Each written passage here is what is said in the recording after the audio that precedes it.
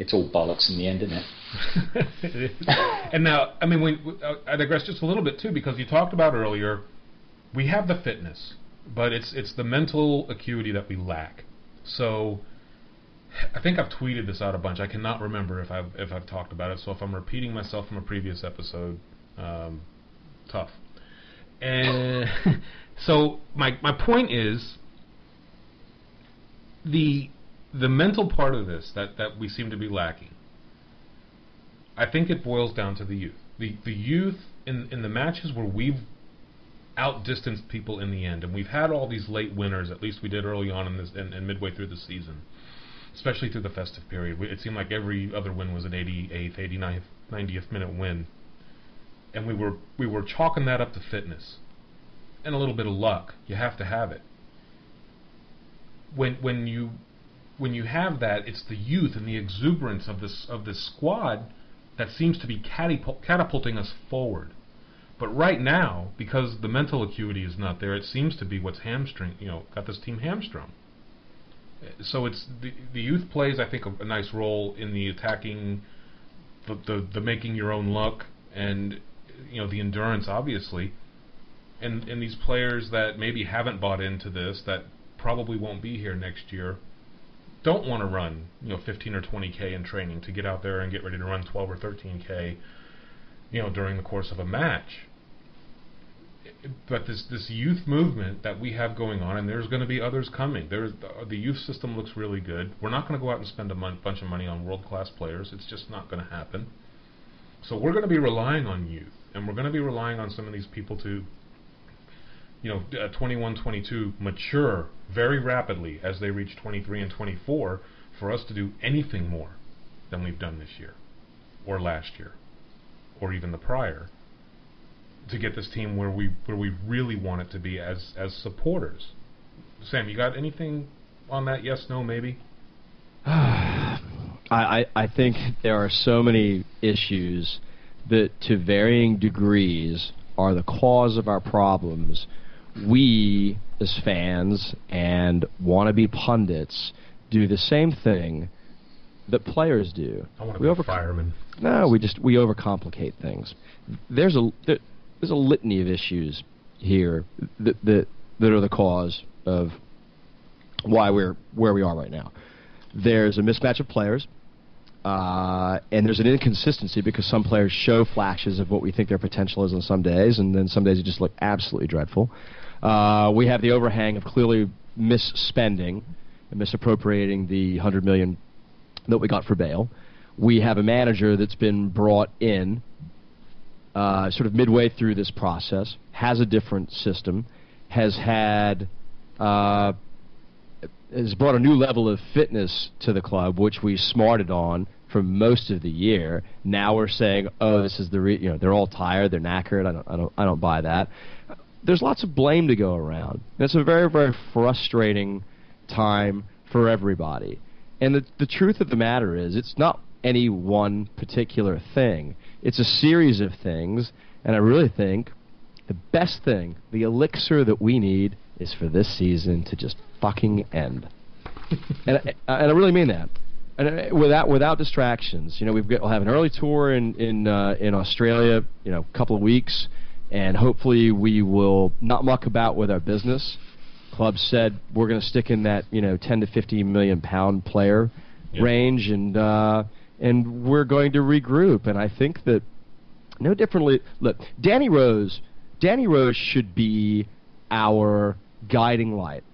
There is not a soul that I can think of, either in sort of the Twitter Spurs circles or real respected pundits, that thought that we would be talking as highly as we are right now about Danny Rose. And what that speaks to is that you can't write things off for what you see in the here and now, and whether that's Pochettino or whether that's Ben Taleb or whoever or whatever.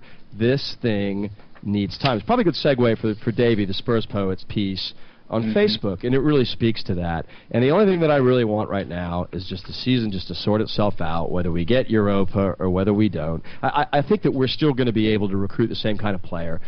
Even if we had FU money to spend, and you had $25 million to go spend on a player, we'd be wasting it because no player that's really worth that would want to come to Spurs. We're just going to have to go. Look at Villa this week. Look what he did. He took young, hungry players. So I think that formula works. He being Sherwood.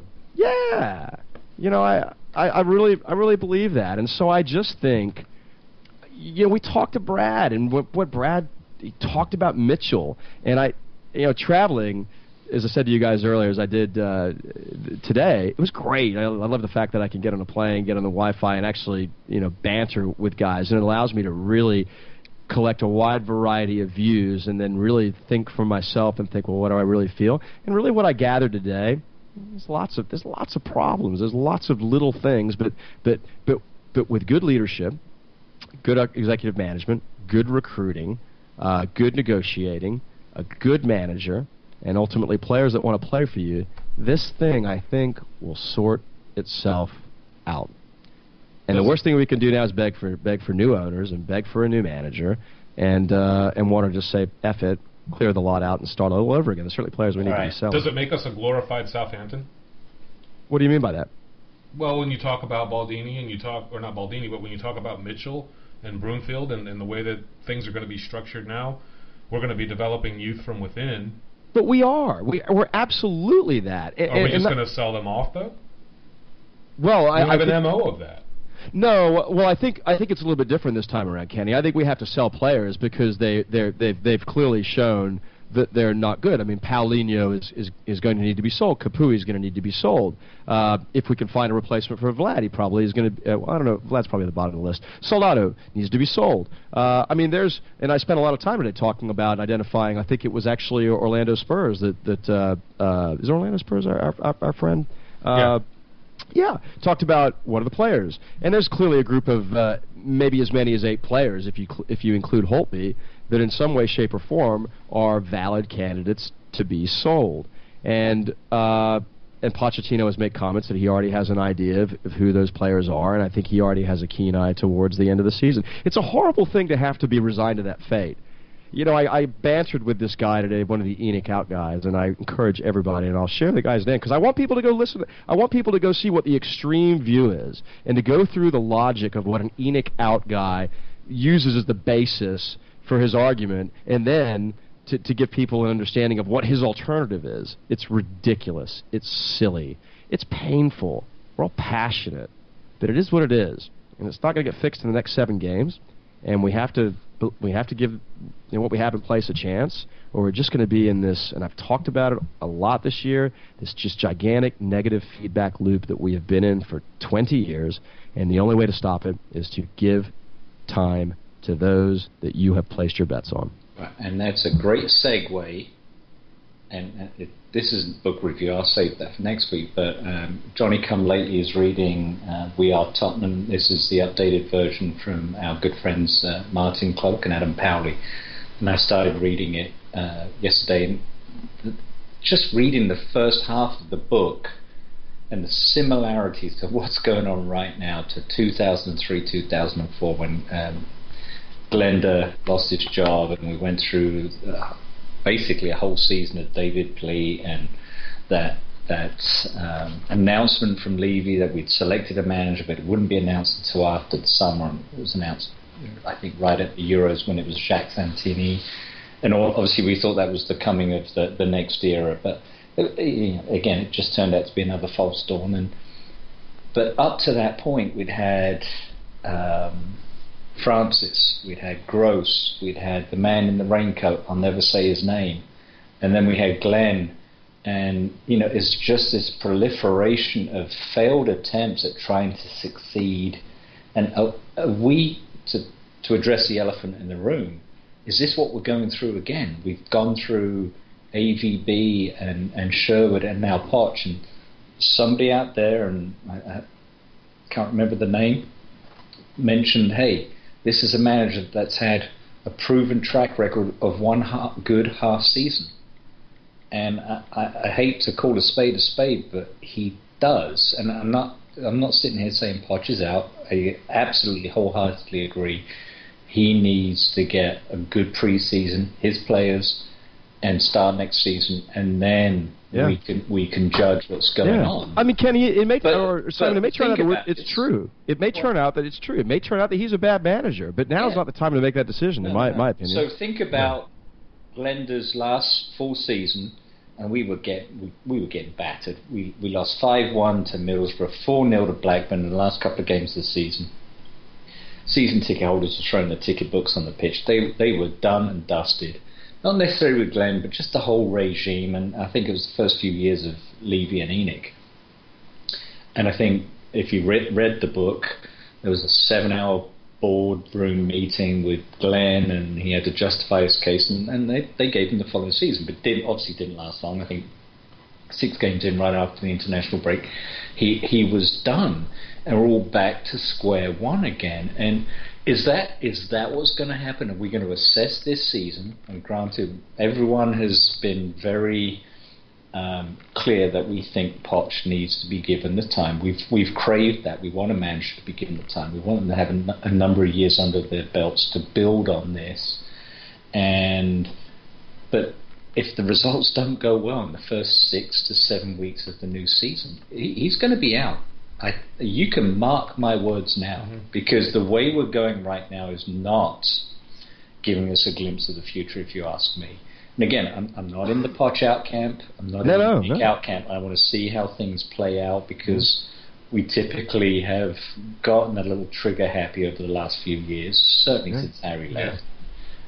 But you know what? That was the AVB thing. He had that full season. You know, there were some shaky parts in that season, but he ended up 5th, and a lot of it hinged on Bale.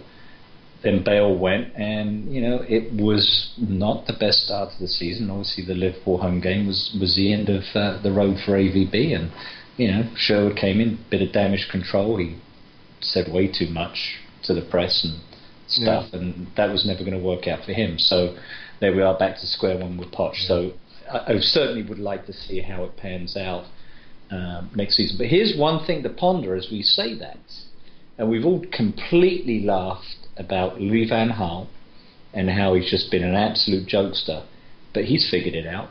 Look at United right now. They're unstoppable.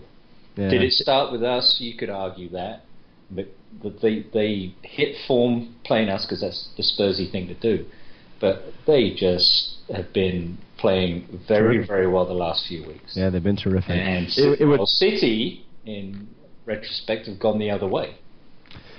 It would make things more digestible for us if he was still struggling. It would ease the pain a little bit more that we don't have the only struggling first year manager. And he's got flops all over the place. We know Falcao's not very good. We know Di Maria has been hot and cold, but he's suddenly figured out how to push the buttons on Fellaini and Mata. And let's face it, those weren't his signings. Those were that idiot Moyes' signings, and I say idiot in quotation marks because Moyes wasn't given the opportunity. And if the season had carried on like it had started with Louis van Gaal, would he have got fired at the end of the season? I doubt it, because of his track record. And he's basically done with Fellaini and some of those guys what Sherwood did with Adebayor, and some guys that were completely shut out of the system. Even though Moyes bought him, he rarely used them, and when he did, he used them completely wrong, and he's completely rejuvenized his career. Yeah. Rejuvenized? Is that a like word? Fluidity? Fluidity. It's a fluidity word. I don't know. I have to consult Webster's on that one. I have a bet with our friend 80 in Plymouth, and I must admit, yes, he's the one who said half a good season. Yeah, half a good season. I have to. So we have a friendly wager. I can't remember whether we have anything on or not. I think we do. That Pochettino won't last 29 games into the Premier League next year, and I have to admit that I'm a bit worried. I mean, how could you not be? But look, it shows you a cycle, right, is an ecosystem, or excuse me, a season is sort of an ecosystem unto itself. I mean, you go through these cycles, and unfortunately, it's been just ups and downs and fits and spurts for I'm us not this betting year. Man, but I will tell you, it won't be 29 games. It will be 9. If this season continues to slide, and God forbid it doesn't, because I would like to see a nice victory on May 16th, But if it does slide, and he has this pre-season with no tours, no distractions, gets the squad he wants,